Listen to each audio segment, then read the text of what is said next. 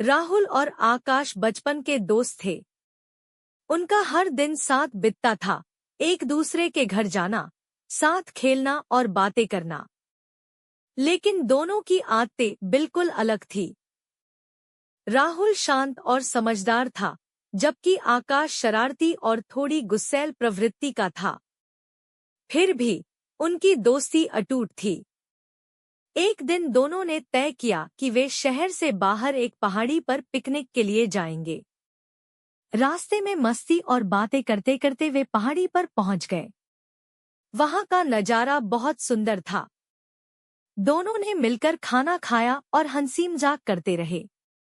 लेकिन तभी एक छोटी सी बात पर दोनों में बहस हो गई। आकाश की किसी बात पर राहुल को गुस्सा आ गया और उसने आकाश से कहा, तुम हमेशा अपनी मनमानी करते हो, मेरी कभी सुनते ही नहीं हो।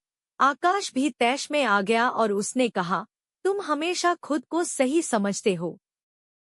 गुस्से में आकर राहुल ने आकाश को धक्का दे दिया और आकाश नीचे गिर गया। उसकी कोहनी छिल गई। आकाश को बहुत गुस्सा आया, लेकिन उसने कुछ नहीं कहा। उसने पास पड़ी एक लकड़ी से जमीन पर लिखा, आज मेरे दोस्त ने मुझे धक्का दिया। कुछ देर बाद दोनों चुपचाप बैठ गए। धीरे धीरे राहुल को अपनी गलती का एहसास हुआ। उसने आकाश से माफी मांगी और कहा, मुझे तुम्हें धक्का नहीं देना चाहिए था। आकाश ने मुस्कुराते हुए कहा, कोई बात नहीं, चलो भूल जाओ।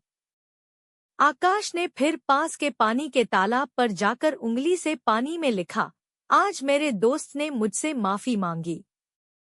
राहुल ने हैरानी से पूछा, जब मैंने तुम्हें धक्का दिया तब तुमने जमीन पर लिखा, और जब मैंने माफी मांगी तो पानी में क्यों लिखा?